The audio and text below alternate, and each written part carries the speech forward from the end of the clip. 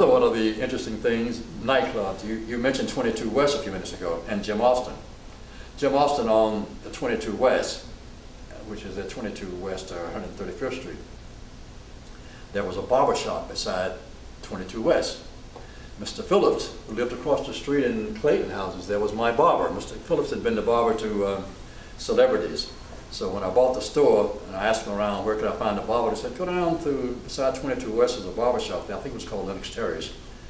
And all the barbers there were old, so the first barber I went in there was at the first chair. His name was Mr. Phillips, and he owned the barber shop. I didn't know it, of course, and he now became, he was much older than I was. He told me a lot about Holland. He lived there, and about the people whose hair he's cut. He cut everybody's hair. So while we're sitting there talking, in walked Moms Mabley. Do you remember who Moms Mabley was? She was a funny lady. Now, I had never seen her in person, but I'm sitting there getting a haircut, and she came in, and she had this way of speaking. You remember her? And she cracked up the joint there, but this was the barber shop there, so I got a chance to meet some of those celebrities when I went in to get my haircut. But when business began to sort of fall off after about a year here, I decided that I need another business in the neighborhood to support and sustain what I wanted to do. So I went down to talk to Jimmy Austin about buying 22 West. This is before I bought the Beef and Bun downtown, that I was going to buy 22 West. And he and I began to hit it off very well. But 22 West, first of all, only had one entrance. It had a back door downstairs and out the back. You have to have two entrances. So I wanted to know if I could buy that barber shop next door and extend 22 West.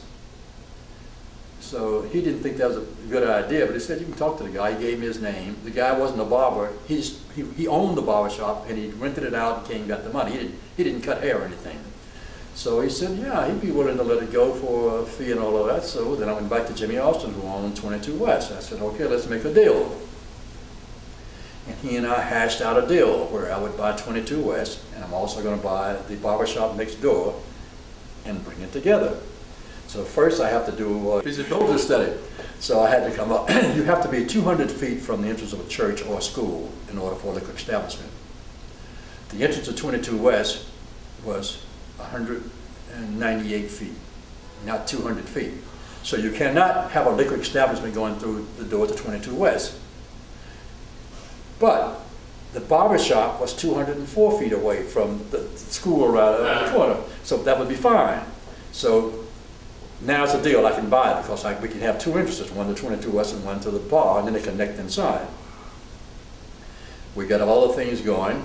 I asked him where to get supplies. We got all this meat from David, the meat masters around it, because they were partners and all of that. They were involved in the union together, and also Jimmy owned a funeral hall, a funeral parlor up in the Bronx.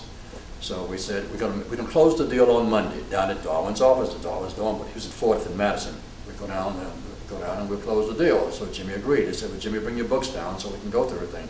Jimmy showed up, no books. You have to take my word for it.